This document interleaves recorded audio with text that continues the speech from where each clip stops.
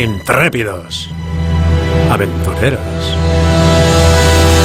seductores, románticos y también un poco golfos. Las historias de piratas nos han cautivado desde siempre en literatura, cine y televisión.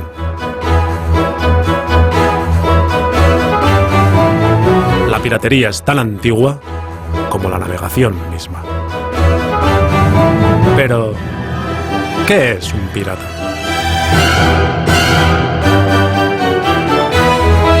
El pirata es un bandido que se dedica al robo y al saqueo marítimo.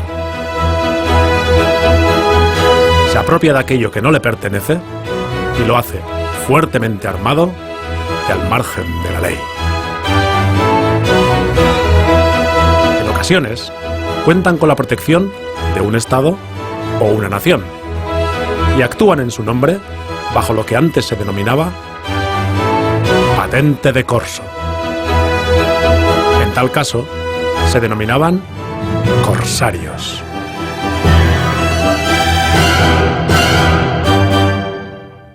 Los piratas somalíes han ampliado su radio de acción. Son 2 de los piratas. El ejército intentó capturar a los piratas. Finalmente la fragata Canarias alcanza el esquife y captura a los 2 piratas. Unos 60 piratas se repartirán el botín de 2,5 millones de euros. Ha habido fuego en el Interturno 2, repeliendo a los piratas. Tenemos 63 piratas a bordo ahora mismo. La treintena de piratas a bordo están muy armados, consumen alcohol y son muy agresivos. El infierno de Somalia. En la actualidad, la piratería en Somalia acapara los medios de comunicación.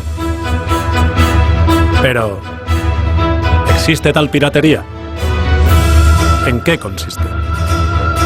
¿Y quiénes son realmente los piratas? Para averiguarlo, es necesario retroceder hasta el origen.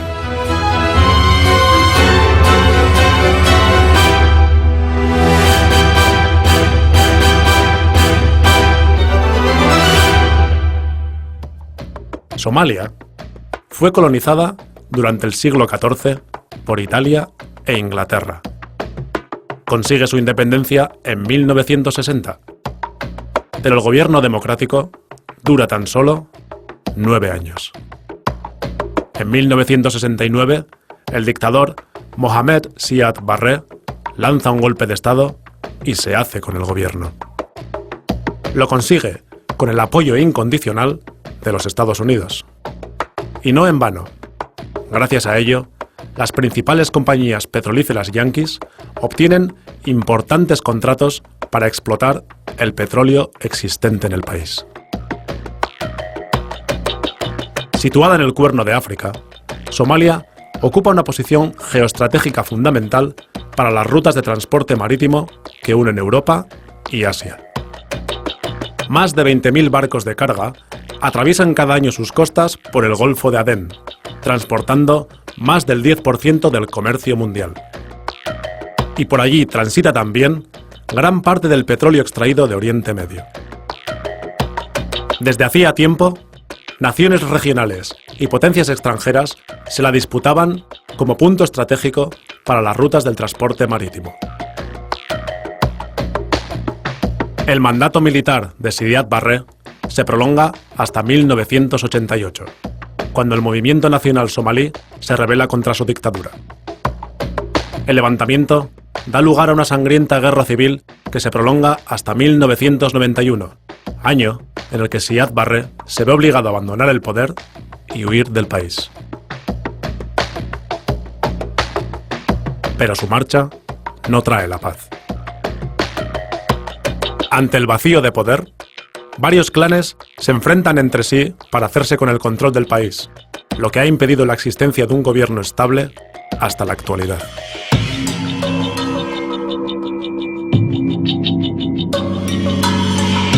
La guerra civil tuvo consecuencias devastadoras para la población somalí. Más de 300.000 muertos, 1,5 millones de desplazados y una terrible hambruna que afecta a todo el país, agravada por la pertinaz sequía. Hoy en día, el frágil gobierno apenas es capaz de hacerse con el control de la capital. Los enfrentamientos entre las diferentes facciones son constantes.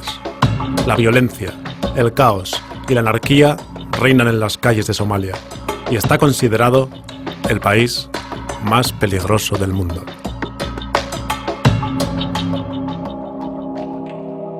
Aprovechando esta situación caótica, sin control ni gobierno, multitud de barcos de pesca procedentes de varios países comienzan a faenar sin licencia alguna en las aguas frente a Somalia, incluidas sus aguas territoriales. Estos barcos, procedentes de Estados Unidos, Asia y la Unión Europea, practican un tipo de pesca denominada IUU, pesca ilegal, no declarada, no regulada. Su incesante y descontrolada actividad, empleando artes de pesca prohibidas en otras regiones del planeta, está terminando con las reservas pesqueras de un país que carece de autoridad y medios para proteger sus costas. En la actualidad, más de 800 barcos de distintos países pescan en la zona. Se estima que los ingresos anuales generados por la pesca ilegal ascienden a más de 450 millones de dólares. La pesca de atún ha experimentado un vertiginoso e insostenible incremento en los últimos 10 años. Tan solo la flota atunera, compuesta fundamentalmente por España, con el 60% de las capturas, y Francia con el 40%, captura en Somalia unas 500.000 toneladas de atún al año. Las flotas pesqueras de las grandes potencias, con la Unión Europea a la cabeza, contribuyen de esta manera a empobrecer a una de las regiones más miserables del mundo. Roban la principal fuente de proteína de su población y terminan con la forma de vida y sustento de los pescadores locales. De esta manera, se condena sin remedio a un frágil país que agoniza y muere de hambre.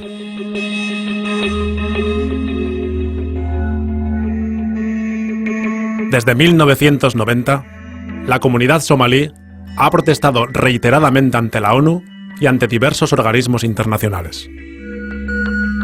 Sus protestas nunca han sido ni escuchadas ni atendidas.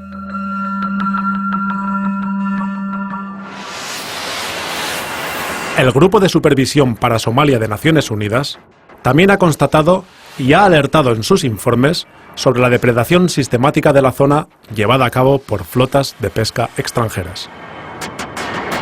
La ONU tampoco atiende a sus propios supervisores y no ha hecho absolutamente nada para detener el saqueo.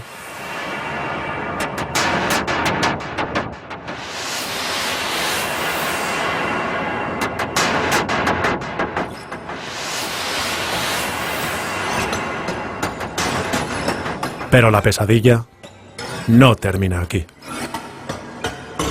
Desde la caída del gobierno en 1991, otros barcos comienzan a aparecer también en la costa somalí.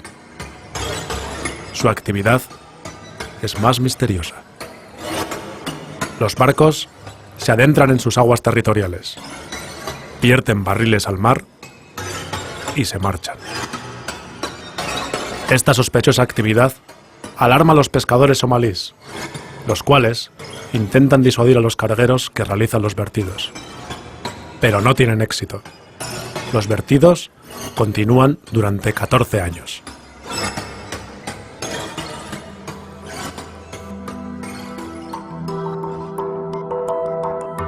El contenido de estos barriles es un misterio hasta finales de 2004, año en el que un terrible tsunami azota el sudeste asiático.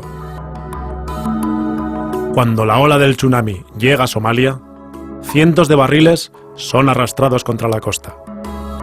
Los barriles se rompen. Hay fugas. El contenido sale a la superficie y termina en las playas. La gente de la zona empieza a enfermar. infecciones de vías respiratorias, hemorragias intestinales, extrañas reacciones químicas en la piel y más de 300 muertes repentinas causan alarma entre la población. Al cabo de un tiempo, se dan nacimientos con malformaciones y diversas enfermedades. Nick Nuttall, portavoz del Programa de Medio Ambiente de Naciones Unidas, explicó que cuando los envases se rompieron por la fuerza de las olas, los contenedores expusieron a la luz una actividad espantosa. Somalia está siendo utilizada como vertedero para desechos peligrosos desde comienzos de los años 90 y continuó desde la guerra civil desatada en ese país. La basura es de muy diversas clases. Hay desechos radiactivos de uranio, la basura principal, y metales pesados como cadmio y mercurio. También hay basura industrial, desechos de hospital, basuras de sustancias químicas y lo que se desee nombrar. Lo más alarmante aquí es que se está descargando basura nuclear. La basura radiactiva está matando potencialmente a los somalíes y está destruyendo totalmente el océano. Ahmedou Ould Abdallah, representante especial de la ONU en Somalia, declaró a Al Jazeera que las descargas de desechos tóxicos siguen teniendo lugar en la actualidad. El diplomático afirmó que poseía informaciones fidedignas de que son corporaciones europeas y asiáticas las que están descargando químicos tóxicos y residuos nucleares en las costas de Somalia. Sí, las Naciones Unidas enviaron a sus representantes para constatar la catástrofe. Y sin más, se cerró el capítulo. Por el momento, no ha habido un solo juicio, detención o condena por estos actos criminales.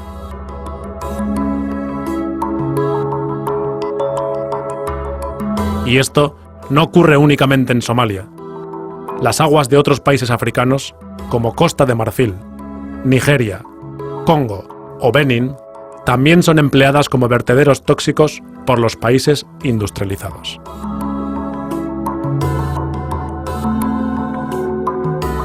Tan solo en el año 2001, llegaron a África 600.000 toneladas de desechos tóxicos.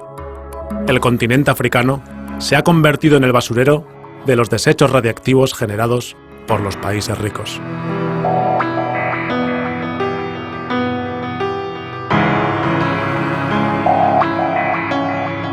Un país devastado que muere de hambre. Los países ricos acuden para arrebatarles la pesca y de paso contaminar sus aguas con basura tóxica y nuclear. Este es el contexto en el que aparecieron los hombres que algunos medios denominan piratas.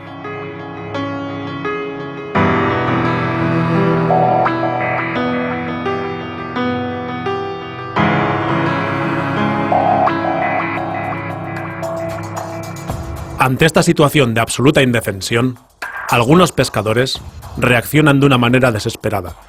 Comienzan a liarse en pequeños grupos armados y, usando lanchas rápidas, intentan ahuyentar a los barcos pesqueros extranjeros y disuadir a los buques que descargan residuos en sus aguas.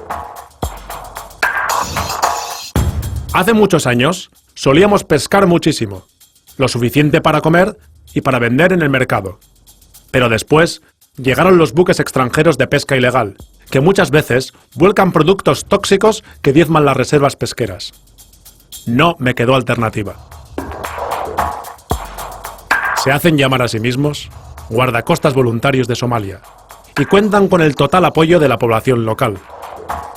Según una encuesta, el 70% de la población somalí apoya fuertemente esta actividad como una manera de defensa de las aguas territoriales del país. Uno de sus líderes, Sugule Ali, explicó sus motivos. Poner alto a la pesca ilegal y a las descargas en nuestras aguas. No nos consideramos bandidos del mar. Consideramos que los bandidos del mar son quienes pescan ilegalmente y descargan basura. Pero inicialmente, nadie les toma en serio. Las flotas pesqueras extranjeras siguen faenando impunemente y los vertidos tóxicos continúan.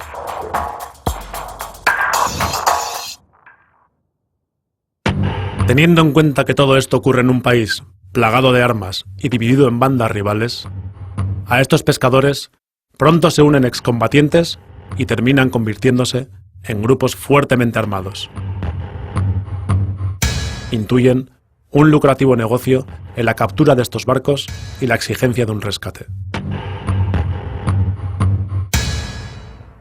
Cuando comienzan a retener barcos, la zona se va despejando y las flotas extranjeras dejan de llegar con tanta frecuencia.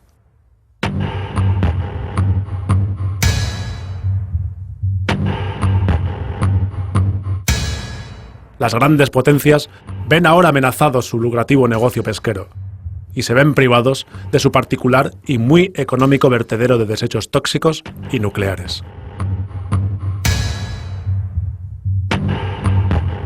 La ONU, que ha ignorado sistemáticamente las reclamaciones somalíes, sí que escucha ahora a los países afectados por estas acciones.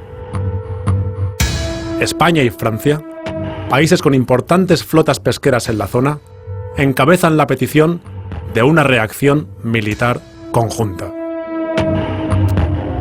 De esta manera nace la Operación Atalanta.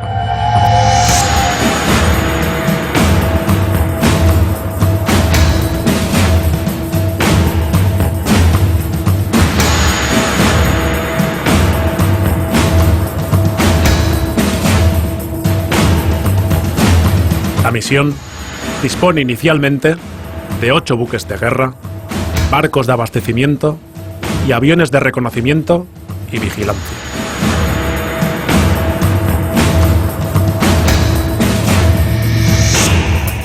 Tras el fracaso inicial de la operación, se amplía su plazo y dotación, con más de 20 navíos y 1.800 militares.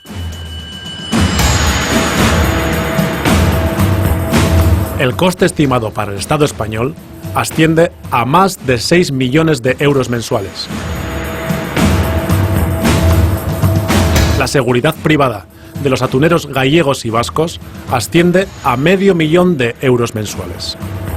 El gobierno español se hace cargo de la mitad de este coste haciendo uso de los presupuestos generales del Estado.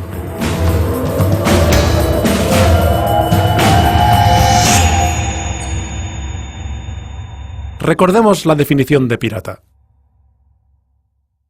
Roban en el mar, apropiándose de lo que no les pertenece.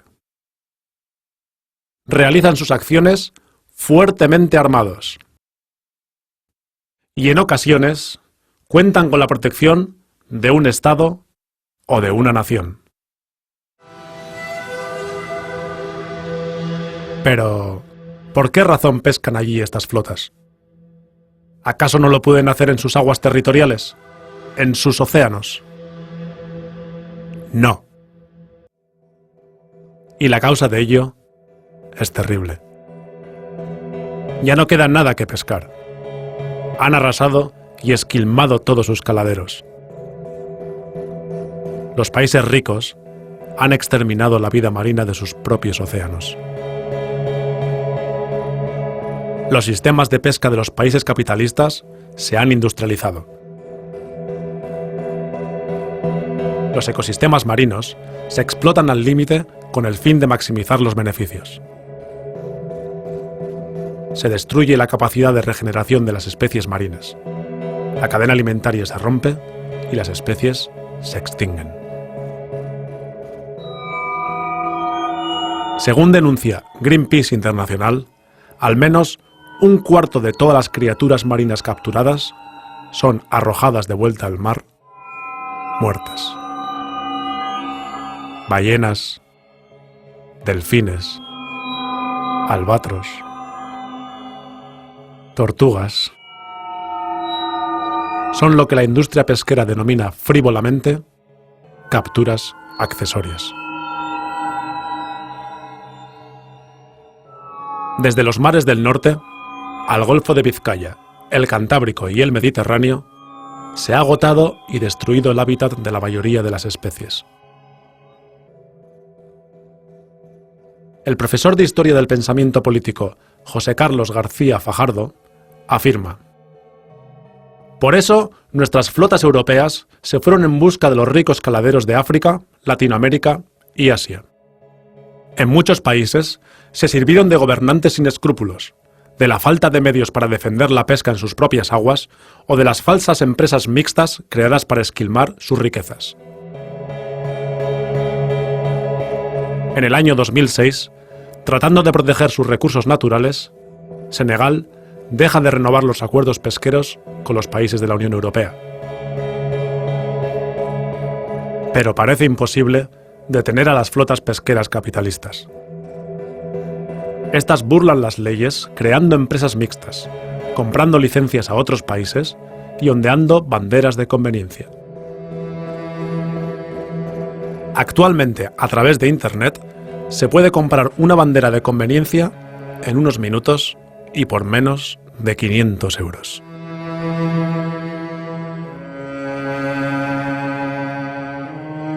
En Senegal, los barcos de pesca han dejado de ser útiles para su fin original y ahora se emplean para transportar inmigrantes que buscan un futuro mejor en países europeos. Paradójicamente, los mismos países que les han arrebatado su futuro. En Somalia, los barcos han dejado de ser útiles para la pesca y ahora se emplean para la piratería.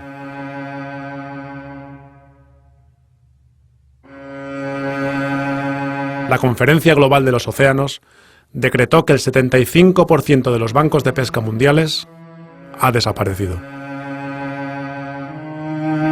La FAO también alertó de que el 80% de los caladeros mundiales están sobreexplotados y el 30% de las especies marinas se encuentran por debajo del límite biológico de seguridad. Por todo esto, diversos estudios científicos calculan que en el año 2048 se habrán agotado todos los recursos pesqueros del planeta.